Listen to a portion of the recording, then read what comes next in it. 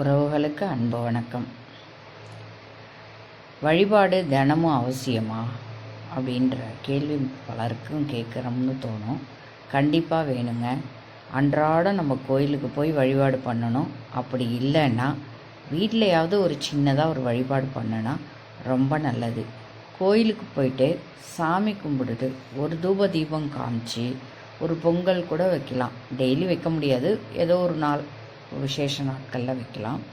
வச்சுட்டு அந்த கோயிலை சுற்றி வந்து தீபம் ஏற்றி வழிபாடு பண்ணி ஒவ்வொரு தெய்வத்தையாக பார்த்து நன்றி வணக்கம் சொல்லி கும்பிட்டுட்டு வந்து உட்காந்து நம்ம அந்த தெய்வத்தோட்ட ஆழ்ந்த மனசுருகி நம்மளோட வேண்டுதலை வச்சுட்டு அங்கேருந்து வர்ற ஒரு பாசிட்டிவ் வைப்ரேஷன், அது ஒரு தனியான இடம் இல்லையா, ஊர் உலகத்தெல்லாம் விட்டு தனியாக அதுக்குன்னே இருக்குது. சுற்றி நல்ல விஷயங்களை பேசிட்டு நல்ல விஷயங்களை நினச்சிட்டு இருந்துட்டு நமக்கு எது தேவையோ அதை மனமுருகி எப்பா எனக்கு இதை செஞ்சு கொடு, இதை நான் இந்த வேலை முடிஞ்சால் எனக்கு நல்லதே நடக்கணும், உன்னையே நான் நம்பி வந்திருக்கிறேன் அப்படின்னு சொல்லி ரொம்ப மனசுருகி அந்த தெய்வத்துக்கிட்ட நம்ம வணங்கி வேண்டி கேட்கும்போது கண்டிப்பாக அங்கே வேறு எந்த பேச்சும் இல்லாமல் தெய்வத்தையே உருகி நினச்சி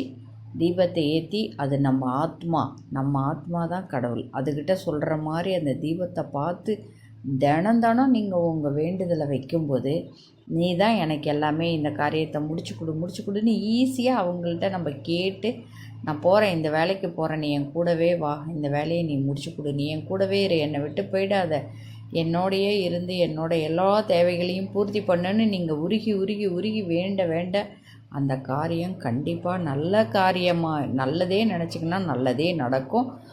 கடவுள் உங்களுக்கு மனமு வந்து கொண்டு வந்து உங்களோட வேலையை நடத்தி கொடுப்பாங்கங்கிறது உறுதியான நம்பிக்கையான வார்த்தை. அந்த காலத்துலலாம் இப்படி தான் மக்கள் வழிபாடு பண்ணிக்கிட்டு வந்தாங்க.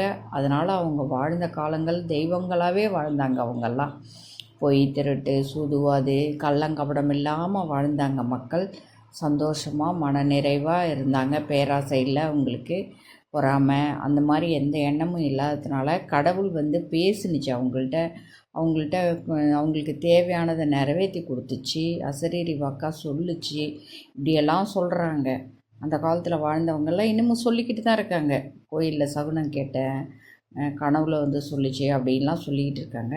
அதனால் நாமளும் அந்த தெய்வத்தை உருகி வழிபட்டு முடிஞ்ச வரைக்கும் தினம் நம்மளோட தேவைகளை அவங்கள்ட்ட கேட்டு வாங்கிக்குவோம். சரிங்களா? நன்றி.